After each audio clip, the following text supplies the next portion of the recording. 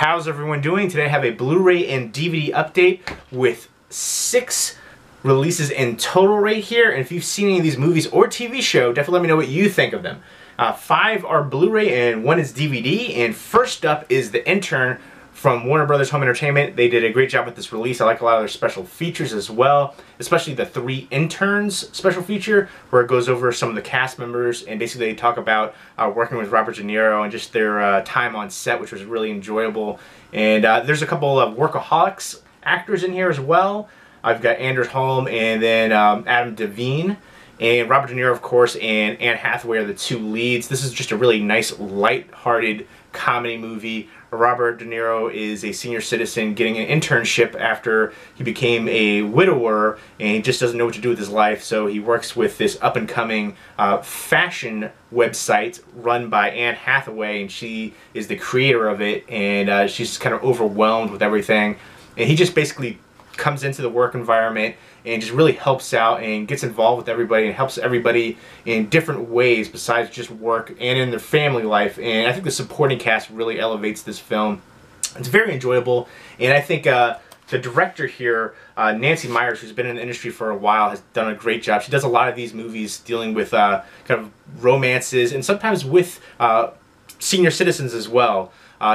She directed The Parent Trap with Lindsay Lohan, Something's Gotta Give, The Holiday, a bunch of great movies, and she's written tons of movies from in the 80s as well. I remember she wrote Baby Boom, Private Benjamin, Jumpin' Jack Flash. So she has a lot of talent for these types of movies that kind of play on strong female leads as well as older characters too. So this was just a really great movie, but it's one of those movies that doesn't necessarily stand out to me. It's a great one-time watch. Me personally, I think I will revisit this one, but I can see a lot of people just thinking of it as a one-time watch. But I loved all the characters. All the actors did a great job. Anders Holm was the only one that I didn't really particularly love his portrayal of his role, but still it was decent enough to get by. Everybody else really shined though. And De Niro, excellent as always. And I'll go ahead and show you a nice slipcover from Warner Brothers. There is the back, and there is the digital copy code, and here is the Blu-ray and DVD right there. I really liked the release as far as their special features, and the presentation, the picture quality and audio quality were great. It looks great on home video.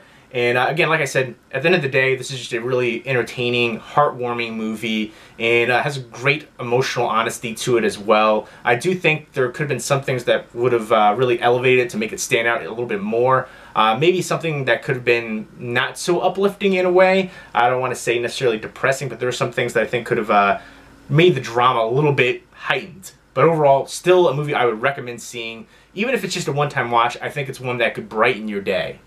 So that's The Intern right here, and again, I enjoyed the heck out of it. A lot of people are just saying, you know, they liked it but they didn't love it. I loved it, and I'd recommend it. Next up is a show that, oh my gosh, I'm freaking hooked on, and that is Mr. Robot. I can't wait for season 2. Congratulations to Christian Slater on his Golden Globe win for Best Supporting Actor. I just binge watched it. I watched in 2 days. I watched the whole first season, hour episodes, and it comes on USA. I can't wait for the new season this summer, right there. And this includes making of special features, deleted scenes, and gag reel, and it's got uncensored right here. And it basically focuses on the lead character right here, Elliot, who's a hacker. He also works for a kind of a internet security company for Evil Corp, which is like this lead corporation that has basically controls the world essentially, and the hacker group is called F Society that he works with.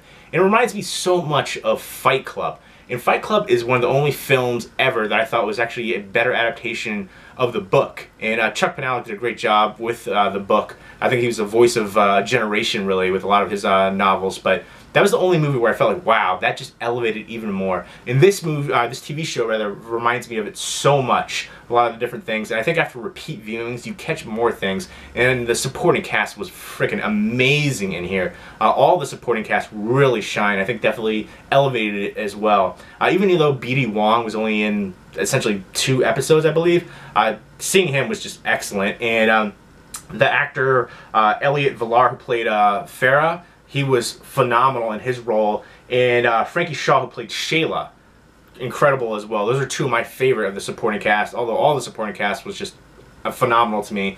But the Shayla episode, I think it was episode 6 or 7, that just blew my mind. Oh, and I really hope to see some revisiting of those particular characters, especially Shayla and Vera. And this to me is just such an incredible drama, a lot of emotional honesty here as well.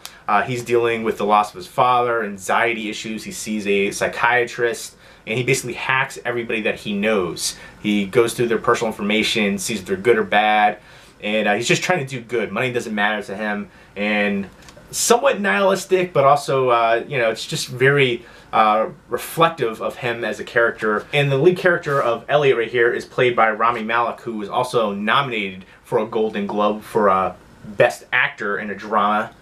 And nice slipcover right here, and this is from Universal. And it comes with a digital copy code. And here it is, 2-disc set right there. I like what he does when he hacks people as well. He'll burn their information onto a disc, and he'll put like music artists and albums on there as well to kind of like hide them. And underneath the discs is episode guides right there.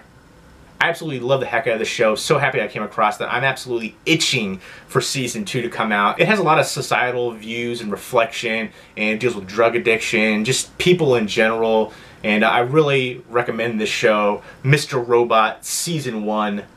Next up is Scarecrows from Scream Factory, Shout Factory. They did a great job on this release as well. I like the special features, tons of special features on here. It was interesting to find out that the guy who did the lead special effects in here was just out of high school. He was a young kid. I think he was like 17 when he worked on this film. So that was really interesting. And this is a really creepy movie. I remember watching this a long time ago when I was a kid. And it's great to see this getting released on Blu-ray. It's basically about a heist gone wrong. There's a group of criminals who have a robbery, and then one of them turns on each other and he jumps out of this plane into this field where there's an abandoned farmhouse, and there's these scarecrows that come to life and start killing people. It's kind of like a supernatural horror movie. They don't really explain why it's happening, but there's kind of little things here and there that you kind of try to figure out. That there's like a picture in the abandoned farmhouse with these 3 people, and you know, kind of plays with your mind. Good psychological horror elements to it, and there's some good gore effects in here as well. I think it was definitely impressive for the young guy who's doing the special effects here. And the actors as well all pulled their own with their roles here. And this is definitely a very entertaining horror movie, especially if you like Scarecrows. It's definitely one of the better ones of that theme. Great atmosphere all throughout. And there's the back right there. And there's the disc artwork, and it has reversible artwork right there. And I like when they're doing these reversible artwork covers like that. I definitely appreciate that. Next up is Tiger House, which is a British and South African film. I think it was filmed entirely in South Africa, but it had mostly British actors. And the lead actress here, Kayla Scodelario, was phenomenal. I don't know if she's a gymnast or what, but she was very athletic in her role, you know, jumping up, climbing on things, things of that nature. And she was really the standout here. I also liked Doug Ray Scott. I wish they would have utilized him a little bit more.